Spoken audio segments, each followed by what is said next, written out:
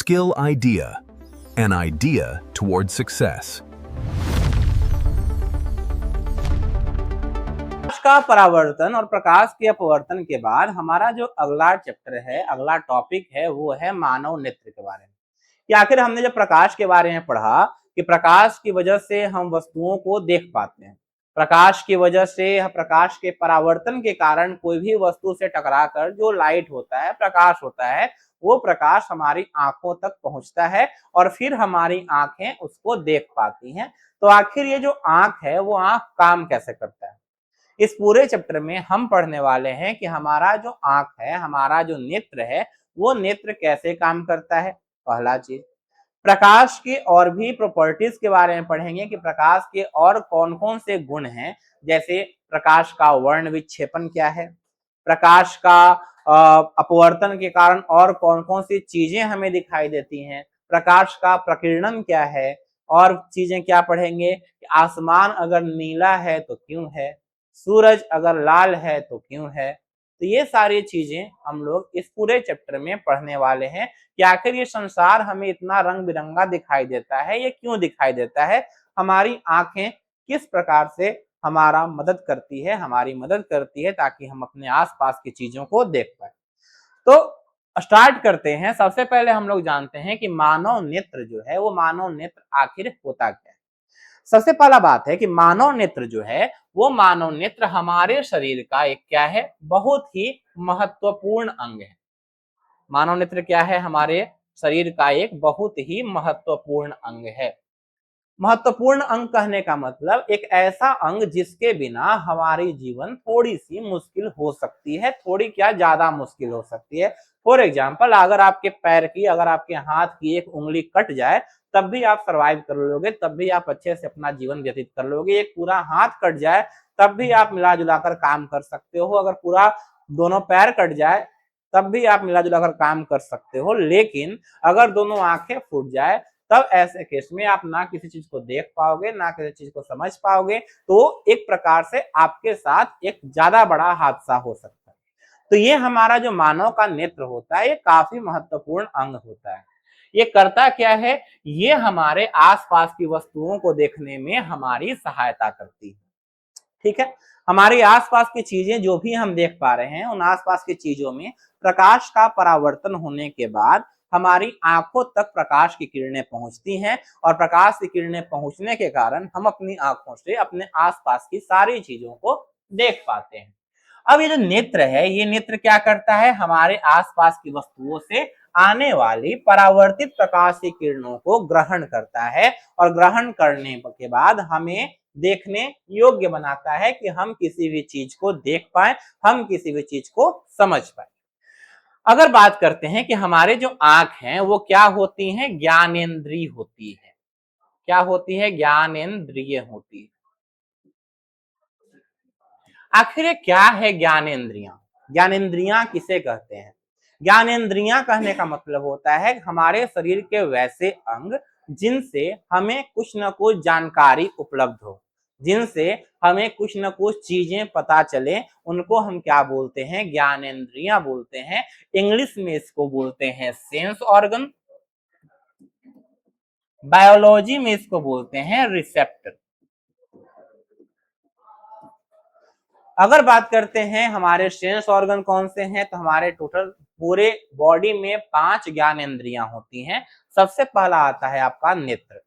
नेत्र को हम लोग फोटो रिसेप्टर बोलते हैं। कहीं पे भी आपको फोटो नजर आए, फोटो लिखा हुआ नजर आए, तो फोटो का मतलब होता है लाइट। कहीं पे भी आपको क्या दिखाई दे, फोटो, तो फोटो का मतलब क्या होता है, लाइट होता है, प्रकाश होता है। जैसे फोटो रिसेप्टर कहने का मतलब क्या, कि वो प्रकाश को रिसीव करता है, प्रकाश को एब्जॉर्ब करता है, प्रकाश के बारे में वो जानता है। तो उसको हम क्या बोलेंगे, फोटो रिसेप्टर बोलेंगे। जैसे फोटोसिंथेसिस, वहां पे भी प्रकाश की बात हो रही थी। तो जहां कहीं भी आपको फोटो समझ में आए, फोटो लिखा हुआ हो, इसका मतलब वो किसके बारे में बात हो रहा है, लाइट के बारे में, प्रकाश के बारे में बात हो रहा है। सेकंड हमारे पास आता है नाक। नाक क्या करता है, नाक किसी भी चीज को सूंघने में हमारी मदद करता है।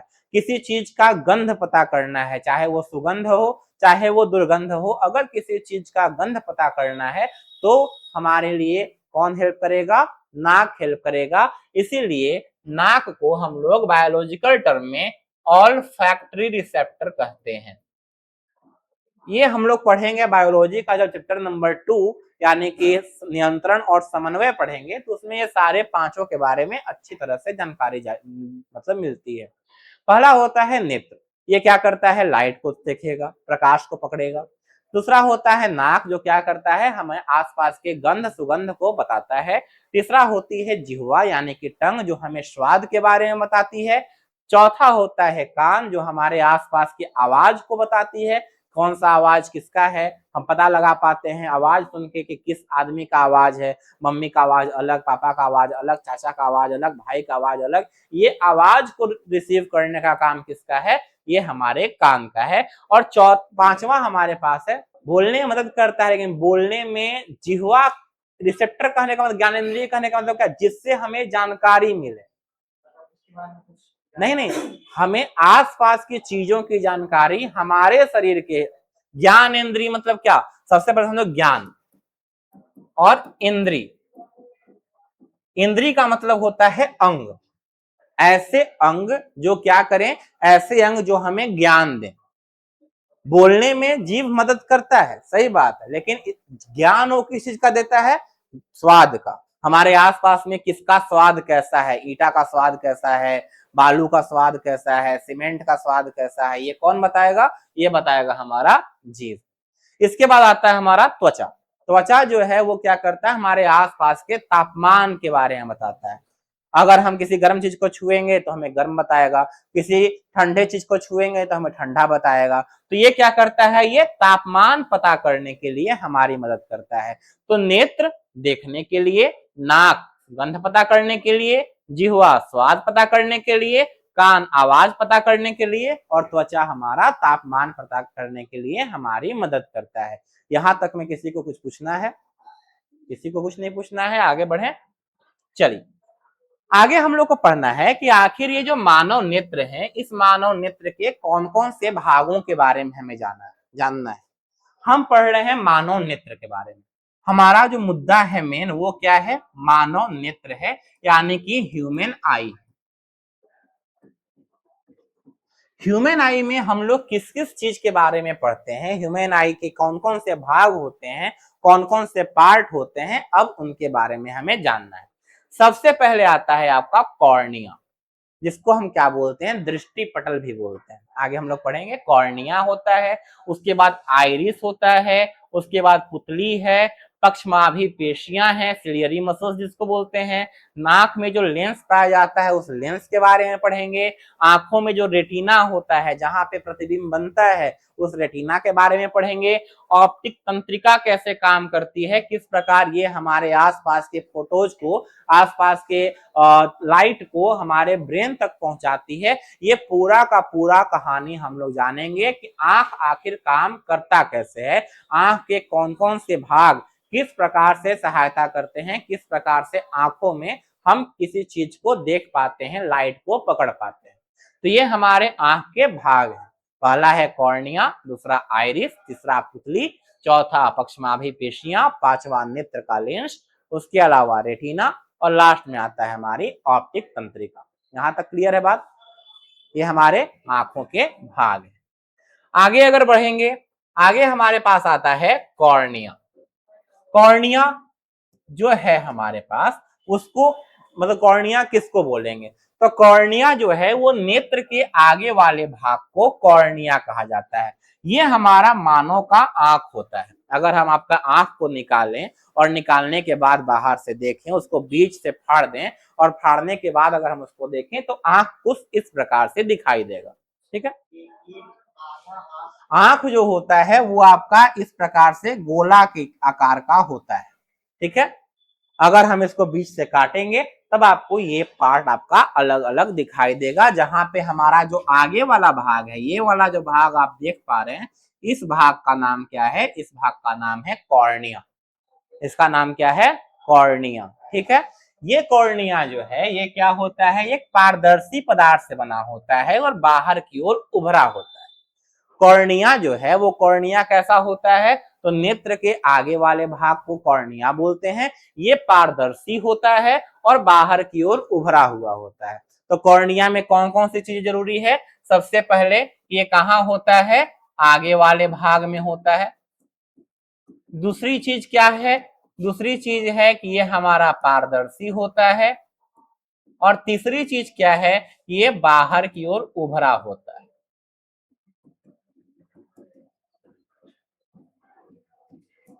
पहला पॉइंट है कि ये हमारा कहाँ होता है? तो आंख के आगे वाले भाग में होता है। दूसरी चीज क्या है? कि ये पारदर्शी होता है। और तीसरी चीज क्या है? कि आगे की ओर ये उभरा हुआ होता है।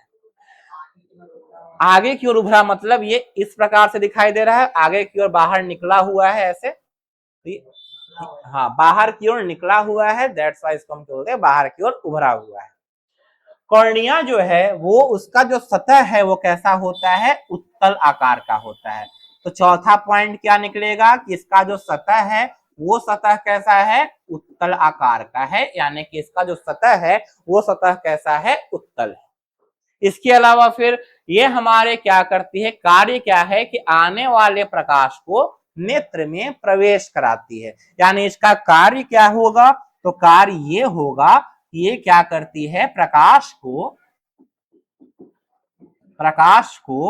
नेत्र में प्रवेश कराती है।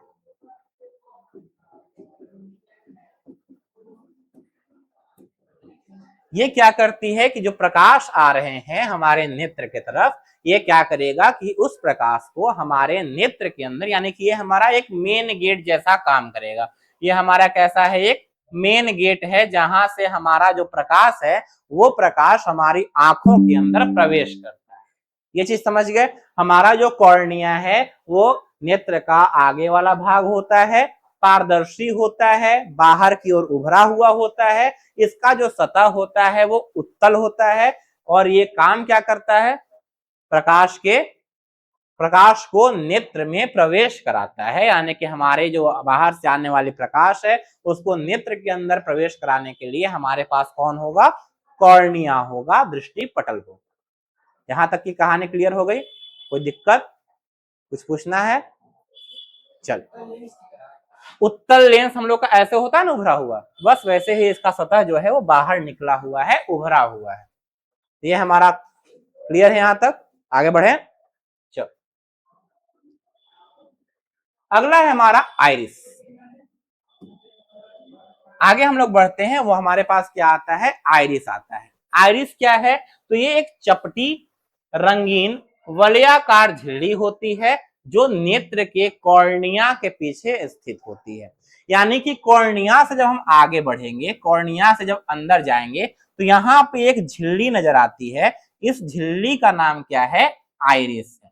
ये जो झिल्ली हमें नजर आएगी, इस झिल्ली का नाम क्या है? आइरिस है। तो आइरिस क्या होता है? कॉर्निया के पीछे कैसी एक झिल्ली होती है? तो चपटी झिल्ली है, रंगीन झिल्ली है और वलयाकार है। वलयाकार कहने का मतलब, वलय किसे बोलते हैं? हाँ, वलय का मतलब क्या होता है? वलय का मतलब होता है इलिप्स, इस प्रकार का, यानी कि अंडा के आकार का, अंडाकार आप इसको बोल सकते हो। ये हमारे कॉर्निया के पीछे एक अंडाकार हमारे पास क्या होती है? अंडाकार एक झिल्ली होती है। इस झिल्ली का नाम क्या है? हमारा आइरिस। पूरा का पूरा आंख को बनाने के लिए हमारे पास एक अंडाकार झिल्ली पाई जाती है। इस झिल्ली का नाम क्या होता है? आइरिस होता है। नहीं समझा?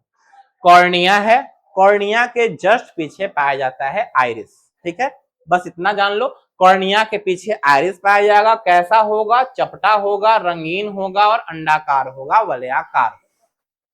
कॉर्निया से जब लाइट अंदर जाएगा तो कहां जाएगा? आइरिस के पास जाएगा, जो कैसा है? चपटा है और वलयाकार है और रंगीन।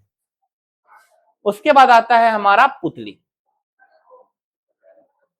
अभी भी नहीं समझे तो और बता दें। आइरिस जो आपका होता है, आप जैसे आपका आंख है, ठीक है, सबको अपना अपना आंख दिखाई दे रहा है। चलिए, अपने अपने आंख में आप लोग देखिए कि व्हाइट वाला जो पार्ट है, दिखाई दिया? अपना अपना आंख में देख लो। व्हाइट वाला जो पार्ट है उस व्हाइट वाले पार्ट को हम क्या बोलेंगे? कॉर्निया। व्हाइट वाला जो पार्ट है उसको क्या बोलेंगे? कॉर्निया। और जो ब्लैक वाला पार्ट है उसको क्या बोलेंगे? आइरिस। हमारे पास आइरिस जो है वो आइरिस कहाँ है? ये कॉर्निया दिखाई दिया सबको। ये कैसा होता है? व्हाइट कलर का होता है। और इसके पीछे में एक अंडाकार, यहां तक अंडाकार तुम्हारा जो है वो क्या मिलेगा तुमको? आइरिस। ये जो ब्लैक वाला पार्ट है वो व्हाइट वाले के अंदर है, फिर भी हमें बाहर क्यों दिखाई देता है? क्योंकि ये हमारा व्हाइट वाला पार्ट पारदर्शी है, ट्रांसपेरेंट है। इसी वजह से ये हमें क्या दिखाई देता है? ट्रांसपेरेंट ब्लैक दिखाई देता है कि अंदर की तरफ है। ये जो ब्लैक वाला पार्ट है, यहाँ पे रंगीन कहने का मतलब किसी का ब्लैक होता है, किसी का ब्लू होता है, किसी का ब्राउन होता है, सबके आंखों का कलर अलग अलग होता है। ये डिपेंड करता है आपके पूर्वजों की आंखों पर कि आपके पूर्वजों की आंखें कैसी थी, तो उसके अकॉर्डिंग आपकी आंखों का कलर चेंज होता है। इंडिया में अधिकतर ये ब्लैक ही पाया जाता है या ब्राउन पाया जाता है। तो ये जो हमारा ब्लैक वाला भाग है, काला वाला भाग है, इसको हम क्या बोलेंगे? आइरिस बोलेंगे। ठीक है, अब समझ गया। अब आइरिस के अंदर एक छोटा सा छेद होता है। आइरिस को ध्यान से देखोगे तो वहां पे चमकता हुआ एक छेद दिखाई देगा तुमको। आइरिस के अंदर एक छोटा सा छेद होता है जिसका नाम क्या है? पुतली है, यानी कि पुपिल है। आइरिस के अंदर एक छोटा सा छेद होता है, इस छेद का नाम क्या है? पुतली है या फिर पुपिल है। समझ गया बात? व्हाइट वाले पार्ट को बोलेंगे कॉर्निया, उसके अंदर जो ब्लैक वाला पार्ट है उसको बोलेंगे हम आइरिस, और ब्लैक वाले पार्ट के अंदर एक छोटा सा छेद होता है जिसको बोलेंगे हम पुतली या फिर पुपिल। यहां तक क्लियर है? पुपिल जो है वो आइरिस के बीचों बीच एक छेद होता है। ये काला दिखाई देता है क्योंकि इससे कोई प्रकाश परावर्तित नहीं होता है। यानी कि ये हमारा जो आंखों के अंदर, जैसे मान लो किसी की आंखें ब्राउन है, किसी की आंखें नीली हैं, तो नीली आंखों के बीच में भी एक ब्लैक स्पॉट दिखाई देगा, एक छेद टाइप दिखाई देगा, उसको हम क्या बोलेंगे? पुतली बोलेंगे, पुपिल बोलेंगे। क्लियर है बात यहां तक? यहां तक में किसी को कुछ पूछना है? फिर से बता दें, व्हाइट वाला जो पार्ट है उसको क्या बोलेंगे? कॉर्निया। ठीक है, व्हाइट वाला जो भाग है उसको कॉर्निया बोलेंगे। ब्लैक वाला भाग है उसको क्या बोलेंगे? आइरिस बोलेंगे। और ब्लैक के अंदर एक छोटा छोटा सा छेद होता है, वो छोटा सा छेद जो है उसको क्या बोलेंगे? हम पुतली बोलेंगे। ठीक है, ये तीन चीज बाहर से दिखाई देता है, बाहर का दिखाने वाला तीनों चीज समझ गए? किसी को कुछ प्रश्न पूछना है? आगे बढ़ जाएं? चलिए तब आगे बढ़ते हैं। आगे हम लोग पढ़ते हैं कि क्या होता है नेत्र का लेंस। नेत्र में पाए जाने वाला लेंस, ये आपके बिहार बोर्ड के लिए बहुत ही उचित ऑब्जेक्टिव क्वेश्चन बनता है यहाँ से कि हमारा जो नेत्र है, हमारी जो आंखें हैं, उन आंखों में पाए जाने वाला जो लेंस है वो लेंस कौन सा लेंस होता है? तो उत्तल लेंस होता है। मानव नेत्र में कौन सा लेंस पाया जाता है? उत्तल लेंस पाया जाता है। ये उत्तल लेंस जो है वो पारदर्शी होता है, मुलायम होता है और लचीले पदार्थ से बना हुआ होता है। मानव नेत्र में, मनुष्य की आंखों में कौन सा लेंस पाया जाएगा? उत्तल लेंस पाया जाएगा। इस उत्तल लेंस का क्या क्या गुण है? तो ये पारदर्शी होती हैं, ये मुलायम होती हैं, ये लचीली होती हैं, ये इनका गुण है। समझ में आ गई बात? मानव के अंदर जो लेंस है वो कैसा है? उत्तल है। अब लचीला होने के कारण ये क्या हो सकता है कि अपना आकार बदल सकता है। यानी उत्तल लेंस अपना आकार, जैसे मान लो पहले उत्तल लेंस मान लेते हैं कितना फैला हुआ था, ये फिर अपना आकार बदल करके पतला हो गया, फिर ये आकार बदला तो और मोटा हो गया। यानी कि ये अपना आकार जैसे चाहे वैसे ये बदल सकता है। मानव नेत्र जो है वो जैसे चाहे अपना आकार क्या कर सकता है? बदल सकता है। और ये क्यों बदलता है? क्योंकि कभी हमें जरूरत पड़ती है कि हम दूर की वस्तु को देखें, कभी हमें जरूरत पड़ती है कि हम क्या करें? नजदीक की वस्तु को देखें। कभी बिल्कुल नजदीक की वस्तु को देखते हैं, कभी बहुत दूर की वस्तु को देखते हैं। तो ऐसे कंडीशन में आंख अपना फोकस दूरी, यानी कि फोकस को मतलब बरकरार रखने के लिए, फोकस को बनाने के लिए आंख अपना जो चौड़ाई है उसको कम ज्यादा करते रहता है, ताकि आप नजदीक की वस्तु भी देख सके और आप दूर की वस्तु भी देख सके। नेत्र लेंस में क्या क्या चीजें हम अब तक पढ़ चुके? कौन सा लेंस होता है? उत्तल लेंस होता है। किस प्रकार का होता है? पारदर्शी है, मुलायम है और लचीला है, जो अपना आकार क्या कर सकता है? बदल सकता है।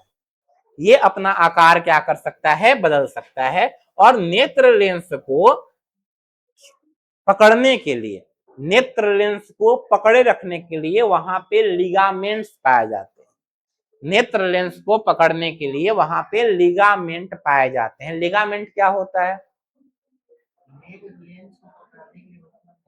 बता रहे हैं। लिगामेंट बताओ पहले, लिगामेंट क्या होता है? दो चीजें होती हैं, लिगामेंट और टेंडन। टेंडन और लिगामेंट दोनों में क्या फर्क होता है? टेंडन और लिगामेंट का फर्क नहीं पता।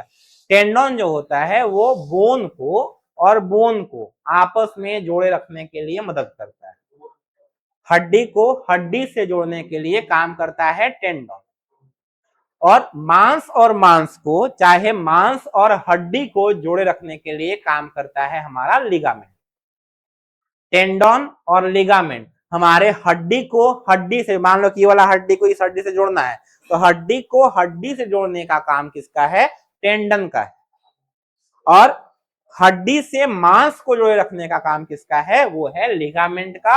एक मांस को दूसरे मांस से जोड़े रखने का काम किसका है? लिगामेंट का।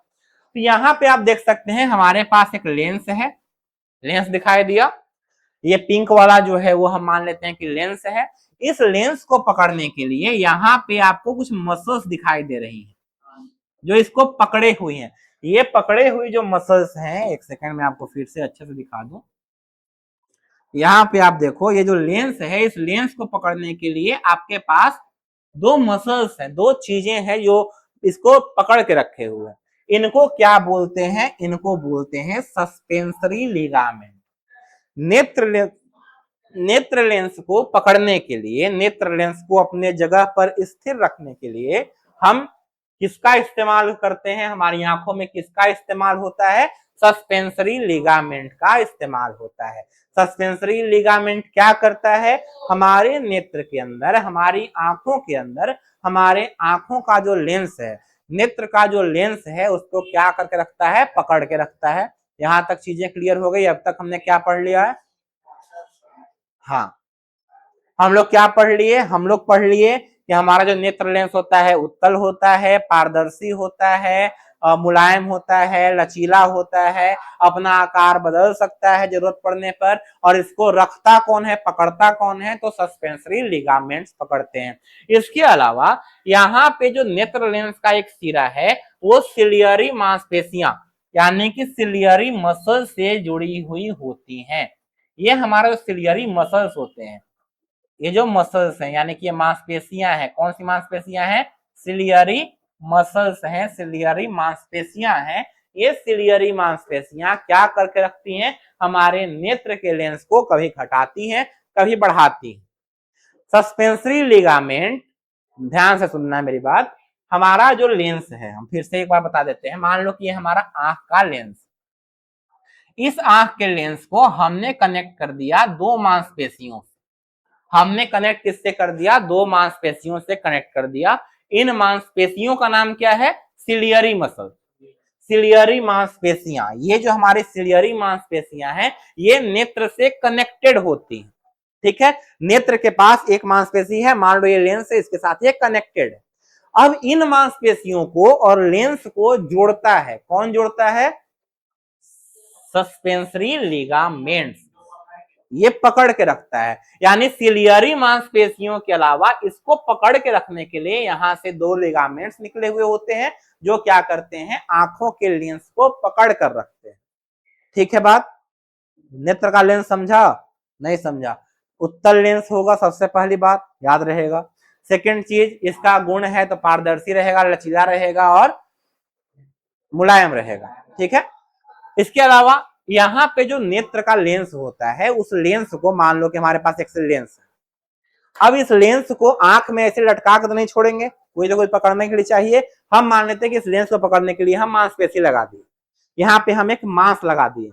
अब इस मांस से हमको इसको जोड़ना होगा, फेविकॉल से जोड़ेंगे तब तो वहां पे चिपकेगा हमारे मांस से। तो चिपकाने का काम किसका करेगा? चिपकाने, फेविकॉल का काम कौन कर रहा है? चिपकाने वाला काम कौन कर रहा है?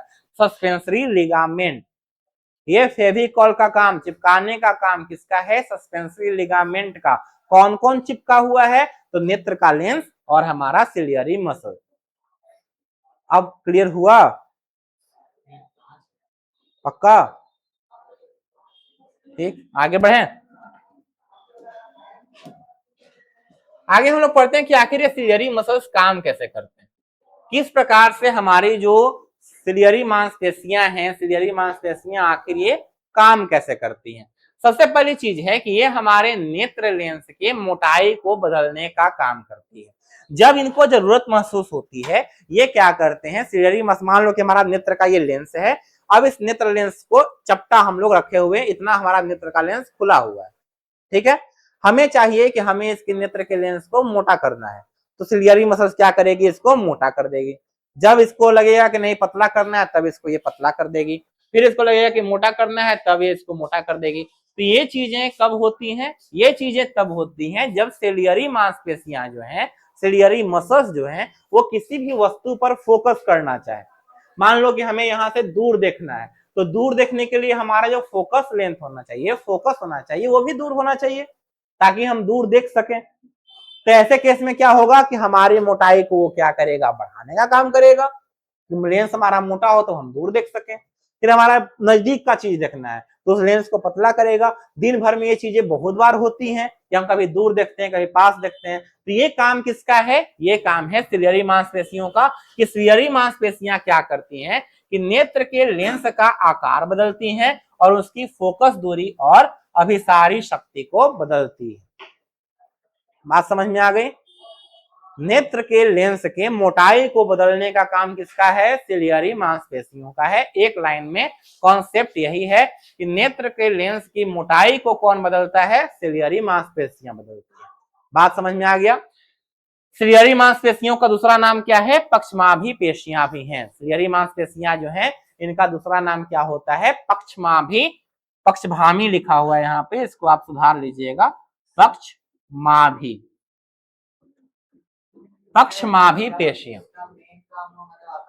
इसका मेन काम है कि नेत्र के लेंस का आकार बदल देना है, उसकी मोटाई को बदलना है, और ताकि वो नेत्र किसी चीज पर फोकस कर सके। बस यही इसका मेन काम। जल्दी हो जाए, तुम अभी देखो यहाँ, तुम अभी देखो वहां, तुरंत हो जाएगा। ये चीजें बहुत जल्दी होती है। हमारी आंखें एक कैमरा है, बहुत जल्दी सारी चीजों को कैप्चर करती है। बात यहां तक क्लियर हो गई? किसी प्रकार का कष्ट, तकलीफ, दुख, पीड़ा, पेन, दर्द?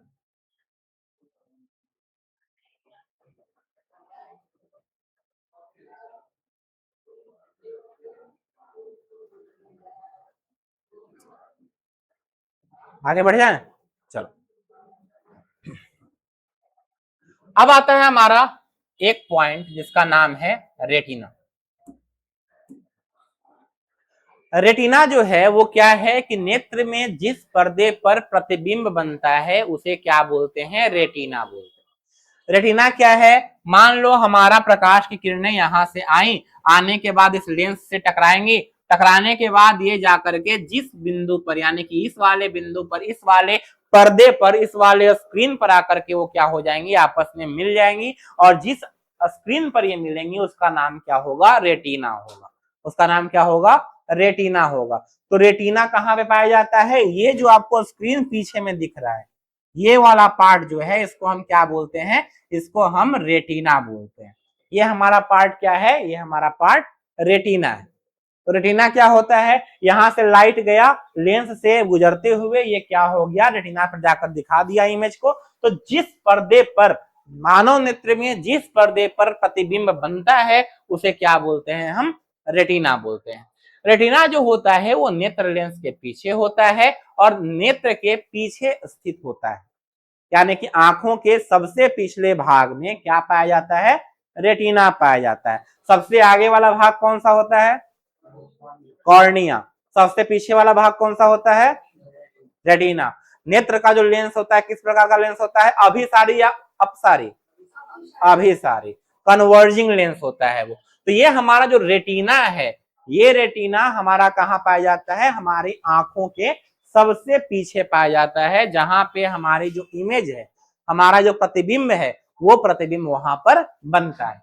आगे बढ़ते हैं कि रेटिना जो है वो कैसा है, तो एक कोमल झिल्ली जैसा है, एक बिल्कुल सॉफ्ट मेम्ब्रेन जैसा है, एकदम कोमल झिल्ली जैसा है, मेम्ब्रेन जैसा है, और इनमें बहुत सारी प्रकाश संवेदन कोशिकाएं होती हैं, जिन्हें रॉड्स एंड कोन्स कहते हैं। अब यहां पे एक वर्ड आता है आपका rods and cones.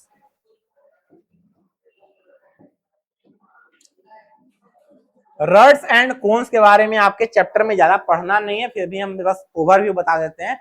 Rods and cons जो होते हैं, हमारी आंखों के अंदर कोशिकाएं होती हैं, जो कोशिकाएं हमारे लाइट को कैप्चर करती हैं, हमारे प्रकाश को वो कैप्चर करती हैं। हम सभी मानवों में क्या पाया जाता है, रॉड्स पाए जाते हैं। हम जो मानव हैं, कुत्ते हैं, सुअर हैं, बिल्ली नहीं, इज्जत हो गया, मानव, कुत्ते, सुअर, गधा, ये सारे जितने भी प्राणी हैं, इन सब में क्या पाया जाता है, रॉड्स पाए जाते हैं।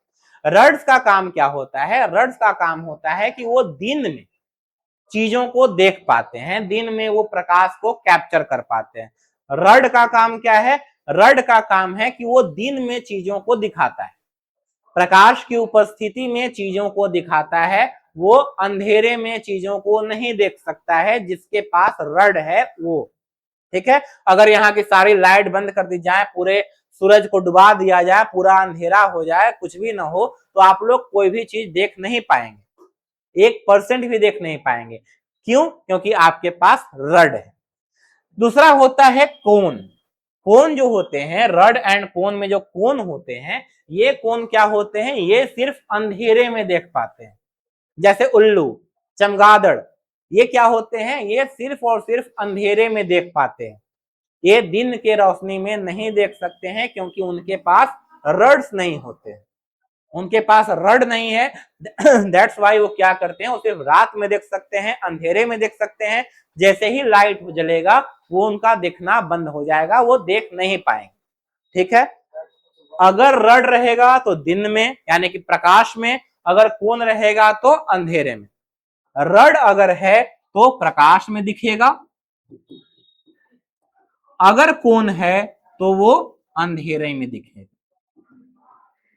कुछ प्रजातियां, कुछ प्राणी ऐसे होते हैं जिनमें ये रॉड और कोन दोनों पाए जाते हैं, रॉड भी होता है और कोन भी होता है। जैसे बिल्ली, बिल्ली जो है वो दिन में भी देख सकती है, बिल्ली जो है वो रात में भी देख सकती है, क्योंकि उसके पास रॉड भी है, उसके पास कोन भी है।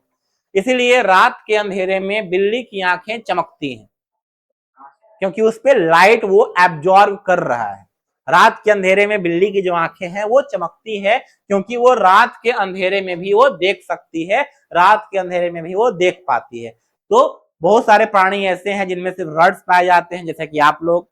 बहुत सारे प्राणी ऐसे हैं जो जिनमें सिर्फ और सिर्फ कोन पाए जाते हैं, जैसे कि उल्लू हो गया, चमगादड़ हो गया, ये सारी प्रजातियां। और बिल्ली ऐसी प्रजाति है जिसके पास रॉड भी है, कोन भी है, दिन में भी देख सकती है, रात में भी देख सकती है। यहां तक कि पॉइंट सारे क्लियर हो चुके हैं, रॉड और कोन समझ में आ गया, रॉड और कोन समझ में आ गया। चलो अब आगे बढ़ते हैं। अब बात यहां पे अब पलटेंगे, हम अपने बात से पलट जाएंगे, इसलिए पलट जाएंगे, रॉड और कोन्स जो है हमारे पास, रॉड और कोन्स दुनिया के जितने भी प्राणी हैं, दुनिया के जितने भी प्राणी हैं, उन सभी प्राणी में रॉड और कोन्स पाए जाते हैं। ठीक, लेकिन बात यहां पे समझो, सारे प्रजातियों में रॉड भी होता है, कोन भी होता है। थोड़ा सा कंफ्यूजिंग हो गया है, अब समझो बात को, फिर समझाते हैं। पूरा आते हैं अब रॉड एंड कोन के बारे में। समझो, दिमाग खोलो और समझो। रॉड और कोन जो है वो आप में बैठा हर इंसान के पास, ठीक है, दोनों। लेकिन इंसानों के अंदर जो रॉड है, वो रॉड ज्यादा काम करता है, कोन्स कम काम करता है। रॉड जो है वो इंसानों में ज्यादा होता है और कोन्स हमारे अंदर कम होते हैं, जिसके कारण हम दिन में देख पाते हैं, रात में नहीं देख पाते हैं।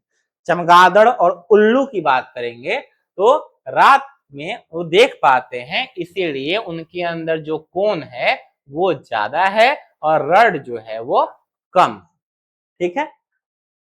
इसी तरह से बिल्ली लोग जो होता है तो बिल्ली के अंदर रड भी होता है और कोन भी होता है, इसलिए वो रात को भी देख सकती है और दिन में भी देख सकती है। तो ये उल्लू, चमगादड़, बिल्ली, ये सारे चीजें जो होती हैं वो रात में देख सकती हैं, लेकिन गधा, सुअर, ये सारे चीजें जो हैं वो हमारे दिन में देख सकती हैं, रात में नहीं देख सकती।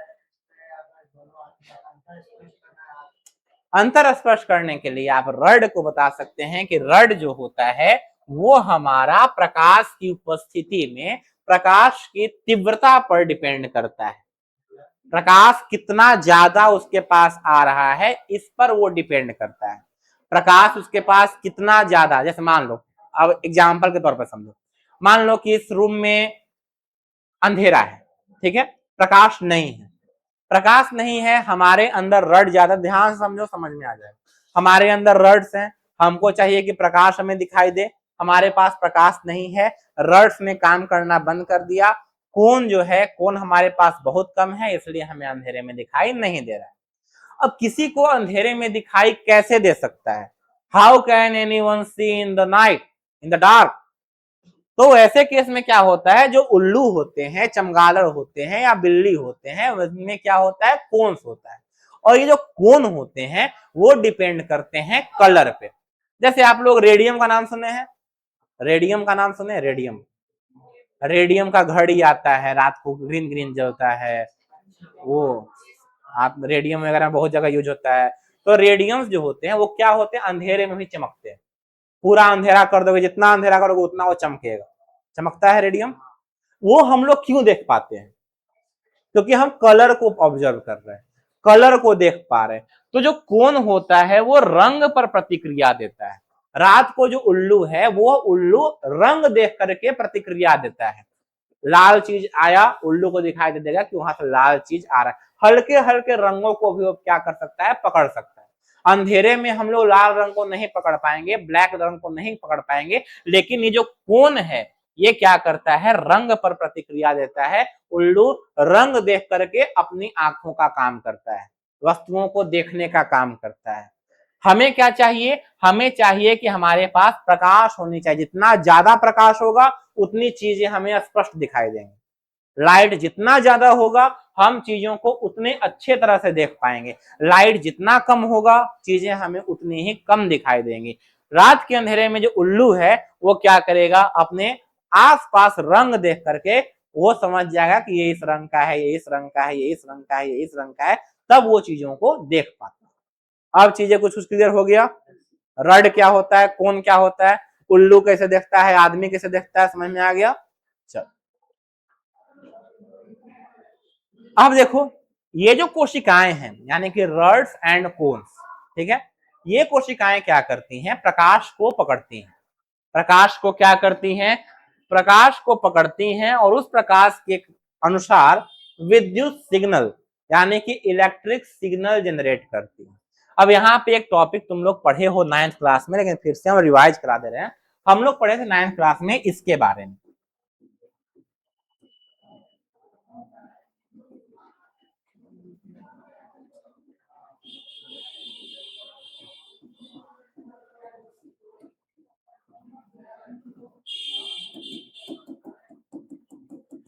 इसके बारे में कुछ पढ़े हैं 9th में?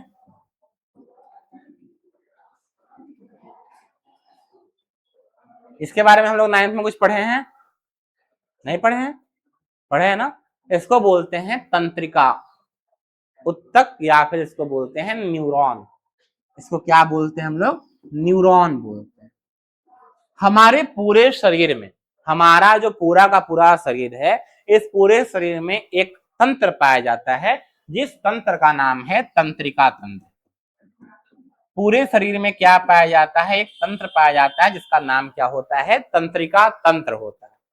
तंत्रिका तंत्र क्या करता है कि ये हमारे शरीर के जितनी भी कोशिकाएं हैं, पैर के अंगूठे से लेकर के सर तक जितनी भी कोशिकाएं हैं, इन सारे कोशिकाओं से, इन सारे चीजों से हमारा जो तंत्रिका तंत्र है वो अटैच होता है। ये तंत्रिका तंत्र जुड़ा हुआ होता है।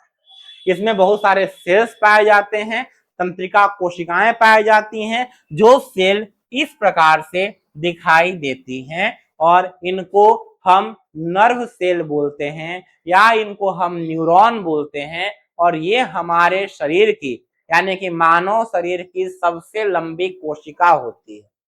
मानव शरीर में सबसे लंबा सेल, सबसे लंबी कोशिका कौन होती है? तंत्रिका कोशिका होती है, न्यूरॉन होती है। ठीक है, बहुत सारे न्यूरॉन्स मिलकर के क्या बनाते हैं? तंत्रिका तंत्र बनाते हैं।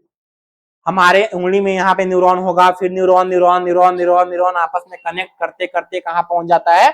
ब्रेन तक पहुंच जाता है, हमारे दिमाग तक पहुंच जाता है। अब हमारे पूरे शरीर में कहीं भी कुछ भी होगा, इन केस हम यहाँ पे अगर चींटी काटते हैं तो हमको दर्द कहाँ फील होता है? दिमाग में। दिमाग बोलता है अरे दर्द कर रहा है, तब हम समझ पाते हैं कि दर्द हो रहा है। अगर इन केस हमारे दिमाग को सुन कर दिया जाए, उसके बाद उंगली काट दो, चाहे हमको काट दो, चाहे पूरा बॉडी काट दो, कुछ फील नहीं होगा जब तक दिमाग नहीं बोलेगा कि दर्द हो रहा है। आप लोग को जब तक दिमाग नहीं बोलेगा कि पढ़ने का मन नहीं है, आप लोग तब तक पढ़ते रहिएगा, लेकिन दिमाग जैसे ही बोलेगा भाई बहुत हो गया, आप तुरंत पढ़ाई छोड़ दीजिएगा। ये सब कुछ दिमाग पर डिपेंड करता है। अपने दिमाग को आप जैसे ट्रेन कीजिएगा, आपका दिमाग वैसे ट्रेंड रहेगा। ठीक है, अब आते हैं तंत्रिका पर कि ये तंत्रिका काम कैसे करती है। मान लो कि एक तंत्रिका ऐसा है, ठीक है, इसका जगह पे हम इसको लेते हैं कि तंत्रिका ऐसा है।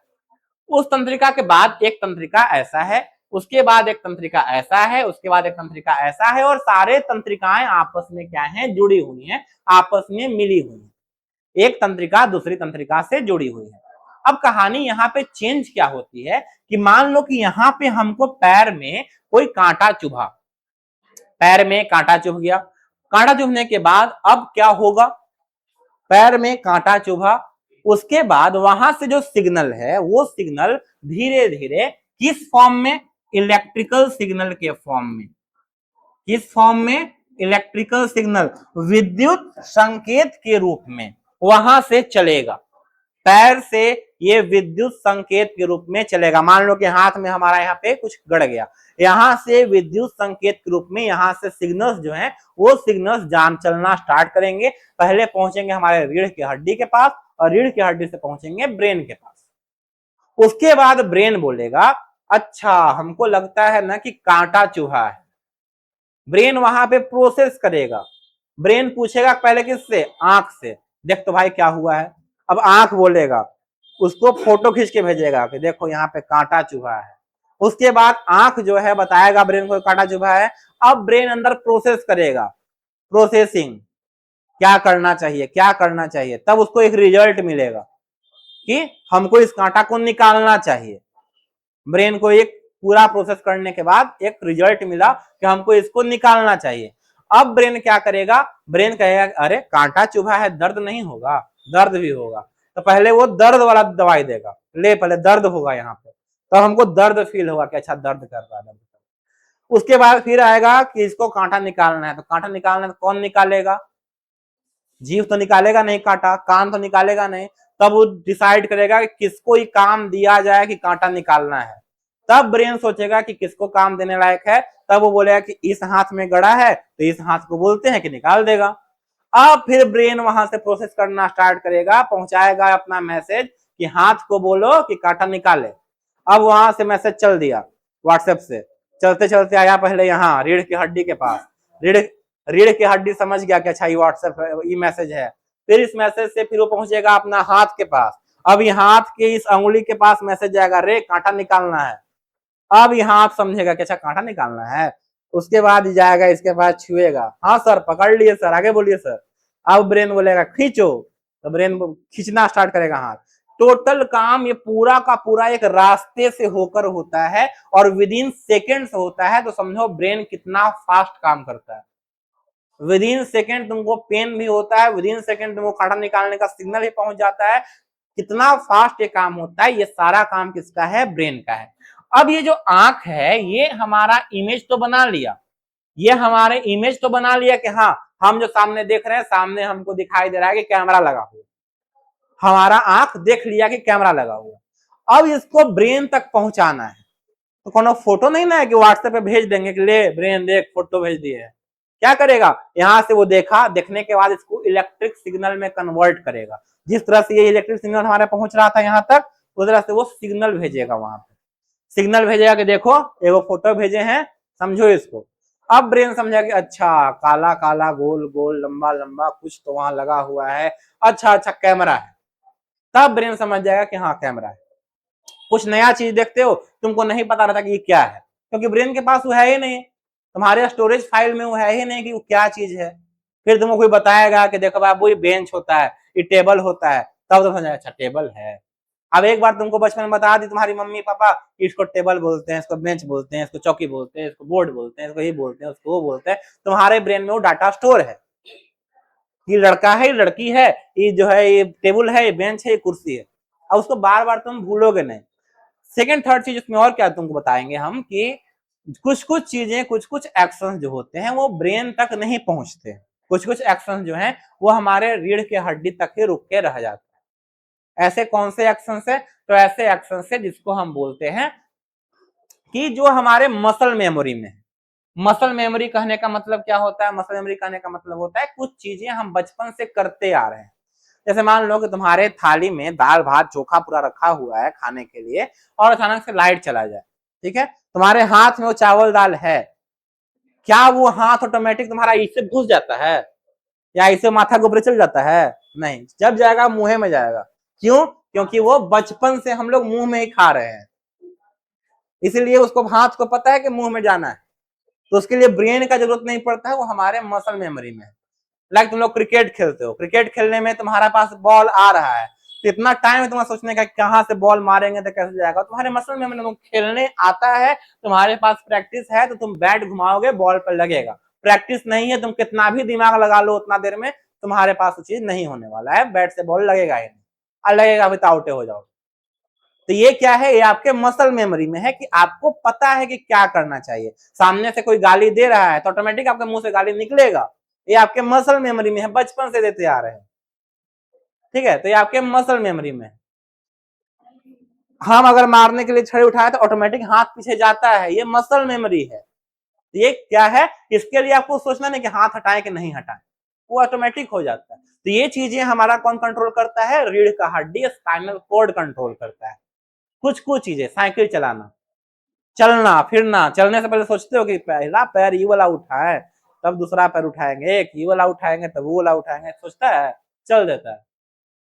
अंधेरा में तुम लोग चप्पलों पहन लेता है, ये सब बचपन से करते करते मसल मेमोरी है। तो ये सारा चीज तुम्हारा पढ़ना है चैप्टर नंबर 2 में, बहुत इंटरेस्टिंग चैप्टर है, तुम्हारा ब्रेन कैसे काम करता है सारा कुछ इसमें पढ़ेंगे। तो फिलहाल ये कोशिकाएं क्या करती हैं, जैसे ही हमारा इमेज बनाई, जैसे ही ये हमारा क्या बनाई, इमेज बनाई, इमेज बनाने के बाद ब्रेन के पास एक इलेक्ट्रिक सिग्नल गया, विद्युत संकेत गया कि भैया हम इमेज बना दिए हैं, अब इस इमेज को आप समझिए। ऐसे काम करता है हमारा रेटिना। एक बार रिवाइज कर लेते हैं, यहां से लाइट आता है, लाइट सबसे पहले कहां जाएगा, कॉर्निया के पास। कॉर्निया के पास जो ब्लैक ब्लैक होता है उसको क्या बोलते हैं, आइरिस। आइरिस के बीच में जो छेद होता है उसको क्या बोलते हैं, पुतली।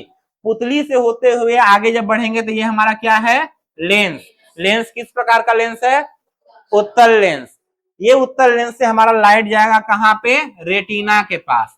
रेटिना क्या करेगा, यहाँ पे इमेज बनाएगा, प्रतिबिंब बनाएगा, और प्रतिबिंब बनाने के बाद इस प्रतिबिंब को इस दृक् तंत्रिका यानी कि ऑप्टिक नर्व के थ्रू, ये जो दृक् तंत्रिका है, इस दृक् तंत्रिका के द्वारा हमारे दिमाग में, हमारे मस्तिष्क में चीजों को पहुंचा दे। समझ गए बात को, कहानी समझ में आया। दृक् तंत्रिका क्या है कि ये हमारा एक तंत्रिका होता है, तंत्रिका सिग्नल भेजने वाला चीज, ये हमारा एक सिग्नल भेज करके कहां पहुंचाएगा, ब्रेन में पहुंचाएगा, दिमाग में पहुंचा देगा। सबका अपना अपना नर्व है, सबका अपना अपना तंत्रिका है। कान सुनता है तो अपने आवाज को पकड़ के ब्रेन तक पहुंचाता है। हम हीट महसूस करते हैं, तवा पे रोटी बनाते रहते हैं, हाथ तवा पे जाके डायरेक्ट रख देते हैं, तो ऐसा थोड़े रखे हैं, जल रहा है, दिमाग सोच रहा है हटाए कि नहीं हटाए, कैसे हटाएंगे, किसको सिग्नल दें, ऑटोमेटिक हट जाता है। तो ये क्या काम करता है, तंत्रिका काम करती है, ये हमारा नर्व काम करता है। ये नर्व किससे कनेक्ट होता है, डायरेक्ट ब्रेन से या फिर स्पाइनल कॉर्ड यानी कि हमारे रीढ़ के हड्डी से कनेक्ट होता है। यहां तक का कहानी क्लियर होना चाहिए। कुछ डाउट वाउट है तो बोलो। इमेज बनना समझ गए, इमेज बनता कैसे है। चलिए, अंध बिंदु को बोलते हैं ब्लाइंड स्पॉट। अंध बिंदु क्या है, ब्लाइंड स्पॉट होता है। नेत्र में ऑप्टिक तंत्रिका और रेटिना के संगम स्थान पर कई प्रकाश संबंधी कोशिकाएं नहीं होती हैं। इस बिंदु को हम क्या बोलते हैं, अंध बिंदु बोलते हैं। अंध बिंदु से तात्पर्य क्या है ये समझिएगा। मान लीजिए कि ये हमारा आंख, अब इस आंख पे ये हमारा पीछे का जो भाग है, ये पीछे का भाग हमारा क्या है, रेटिना है। इस रेटिना के किसी पॉइंट से तो हमारा एक ऑप्टिक नर्व गया हुआ होगा, ऑप्टिक नर्व गया हुआ होगा। जिस पॉइंट पे ऑप्टिक नर्व जा रहा है उस पॉइंट तो खाली है, वहां पे तो पर्दा है नहीं, रेटिना है नहीं। दैट्स वाई वहां पे कोई भी इमेज नहीं बन पाता है। वो एक ब्लाइंड स्पॉट है, वो एक अंध बिंदु है जहां पे कोई भी इमेज नहीं बन सकता है। तो इसको हम क्या बोलते हैं, अंध बिंदु बोलते हैं। किसको अंध बिंदु बोलते हैं, जहां पे रेटिना और दृग तंत्रिका आपस में जुड़ती है, जहां पे रेटिना और दृग तंत्रिका आपस में जुड़ती हैं, उस बिंदु को हम क्या बोलते हैं, ब्लाइंड स्पॉट बोलते हैं या फिर अंध बिंदु बोलते हैं। क्लियर।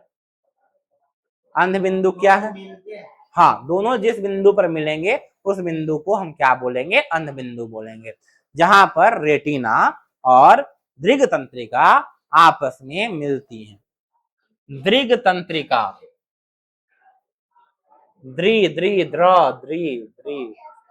दृग तंत्रिका आपस में मिलते हैं, उन्हें हम क्या बोलते हैं बउआ लोग, अंध बिंदु बोलते हैं या फिर ब्लाइंड स्पॉट बोलते हैं। आई होप यहां तक आप लोग की चीजें समझ में आ गई होंगी। तो अंध बिंदु क्या है, एक छोटा सा ऐसा क्षेत्र है जहां पे असंवेदनशील होता है और कोई भी उस पे प्रतिबिंब नहीं बन सकता है। वैसे प्रतिबिंब को हमारा आंख जो है वो देख नहीं पाता है।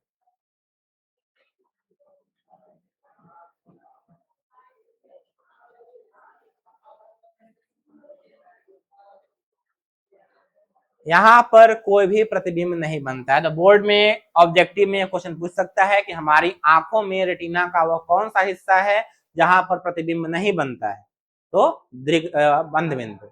ऐसा कौन सा भाग है जहां पर प्रतिबिंब नहीं बनता है, तो अंध बिंदु, ब्लाइंड स्पॉट।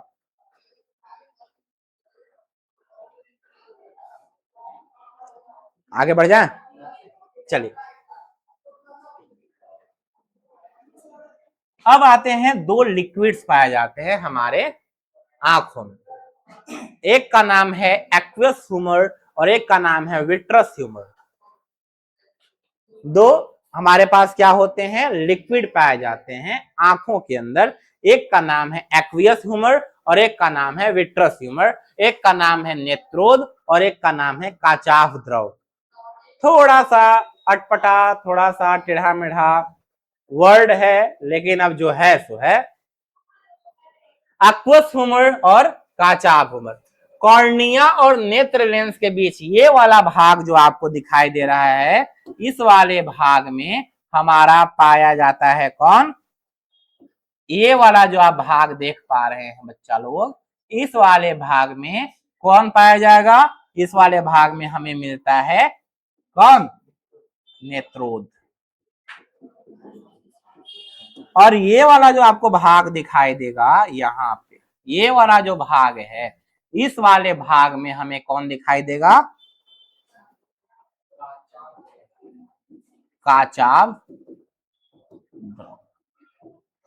कहने का अर्थ यह है कि कॉर्निया और नेत्र लेंस के बीच में एक पानी जैसा द्रव पाया जाता है जिसका नाम क्या है, नेत्रोद। हमारे कॉर्निया, जो कि स्टार्टिंग में फर्स्ट वाला जो पार्ट था, आंख का जो व्हाइट वाला पार्ट था, उस व्हाइट वाले पार्ट के अंदर चला गया, कोई बात नहीं, उस व्हाइट वाले पार्ट के अंदर हमारा ये जो भाग है, इस वाले भाग में हमें मिलता है नेत्रोद। और इस वाले भाग में हमें मिलता है काचाभ द्रव। कॉर्निया और नेत्र लेंस के बीच में नेत्रोद और नेत्र लेंस और रेटिना के बीच में काचाभ द्रव। ये चीजें आप बस याद रख लीजिएगा। कॉर्निया नेत्र लेंस के बीच में नेत्रोद, नेत्र लेंस रेटिना के बीच में हमारा काचाभ द्रव यानी कि विट्रस ह्यूमर।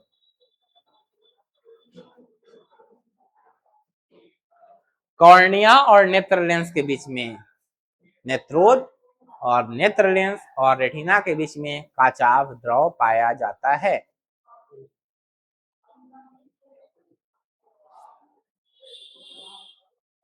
यहां तक की कहानी क्लियर है। थोड़ा सा वर्ड्स टेढ़ा मेढ़ा है बट मेहनत कीजिएगा आप लोग तो वर्ड्स समझ में आ जाएगा, याद भी हो जाएगा। और मुझे उम्मीद है कि आज से आप लोग थोड़ा सा साइंस पर ध्यान देंगे, चैप्टर को समझेंगे, पढ़ेंगे, खुद से क्वेश्चन आंसर को खुद से बनाएंगे, मुझे बोलने की आवश्यकता न पड़े। चैप्टर का क्वेश्चन आंसर आपका बना हुआ होना चाहिए, समझा हुआ होना चाहिए, नहीं समझ में आया तो पूछा हुआ होना चाहिए, ताकि बोलने की आवश्यकता न पड़े।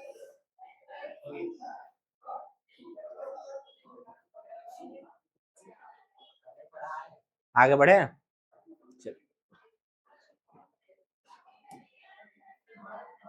अब आते हैं आंखों का क्या काम है, क्या जरूरत है आंख का, आंख कैसे काम करता है, how does N I work.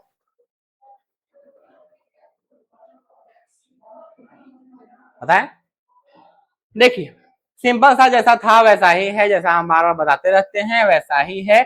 हमारे पास किसी वस्तु से क्या आती है, प्रकाश की किरणें आती हैं, और वस्तु से प्रकाश की किरणें आने के बाद हमारा जो आगे वाला कॉर्निया है, इस कॉर्निया से पार होती हैं, नेत्र लेंस से पार होती हैं, और रेटिना पर जाकर के हमारा जो इमेज है वो इमेज बन जाता है।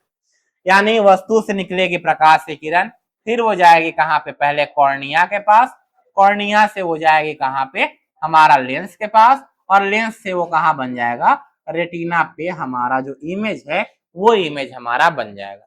लेकिन जो बना हुआ प्रतिबिंब है, वो बना हुआ प्रतिबिंब कैसा होता है, वो बना हुआ प्रतिबिंब उल्टा होता है। रेटिना पर बना हुआ प्रतिबिंब कैसा होता है, उल्टा होता है। मान लो कि अगर हम किसी पेड़ को देख रहे हैं, हमारे पास अगर मान लेते हैं कि पेड़ अगर हमारा इस तरह से दिखाई दे रहा है, सीधा हम देख रहे हैं पेड़ को, पेड़ हमारा सीधा है, लेकिन हमारा रेटिना पे जो इमेज बनेगा वो कैसा बनेगा, ऐसा उल्टा बनेगा। हमारे जो आंखों का रेटिना होता है वहां पे जो प्रतिबिंब बनता है वो वस्तु का उल्टा बनता है। आप लोग ऐसे सीधे बैठे हुए हो, लेकिन मेरे रेटिना पे आप लोग उल्टे लटके हुए हो, लेकिन फिर हमारा ब्रेन जो है उसको फिर से सीधा करके और समझ जाता है कि नहीं नहीं सीधा ही बैठा हुआ है। हमारे आंखों के रेटिना पे, हमारे आंखों के रेटिना पे जो इमेज है, प्रतिबिंब है, वो कैसा बनता है, उल्टा बनता है। बाकी सारा कहानी बस लिखा हुआ है, आप लोग को बाद में पढ़ना हो तो पढ़ लीजिएगा। रेटिना पर जो इमेज है वो कैसा बनेगा, जब भी बनेगा तो उल्टा बनेगा। बात clear.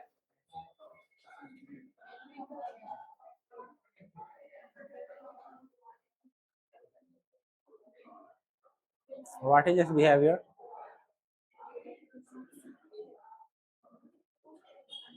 am I dead, am I a dead man, dead body to you, what happened मानसे। ओके, हमारे पास जो रेटिना होता है, जहाँ पे हमारा इमेज बन रहा था, वो इमेज क्या होता है, वो इमेज उल्टा होता है।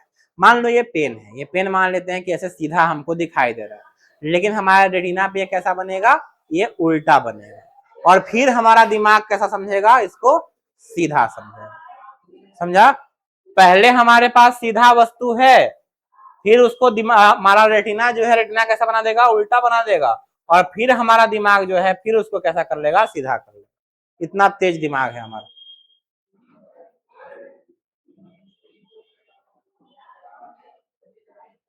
चलिए आगे की कहानी समझते हैं। आयरिस और पुतली क्या काम करता है इसको समझते हैं आप।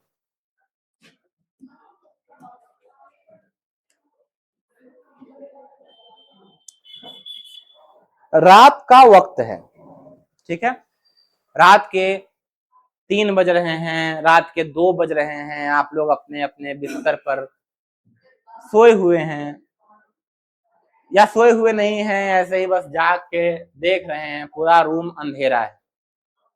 इमेजिन कीजिए पूरा रूम अंधेरा है, अपने बिस्तर पर आप ऐसे लेटे हुए हैं, हाथ में मोबाइल वोबाइल कुछ नहीं है, बस लेट के कुछ सोच रहे हैं कि बोर्ड के एग्जाम में किस प्रकार पास हुआ जाए।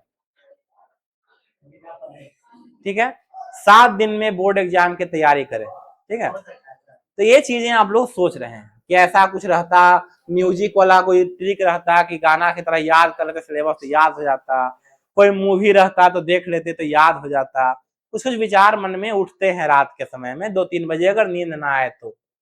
लेकिन उसी टाइम पे अगर आपके घर में कोई एक सज्जन पुरुष या सज्जन महिला आकर के, चाहे आपके पिताश्री हो चाहे आपके माताश्री हो, उसी समय पर रात के 2 बजे 3 बजे जब आप सोच रहे हैं, आकर के कमरे की सारी लाइट्स को ऑन कर दे, एक अच्छा खासा लाइट हो आपके पास, सारी लाइट्स ऑन कर दें, तो आपका एक्सप्रेशन कैसा हो? ऐसे हो जाएगा। क्यों होगा?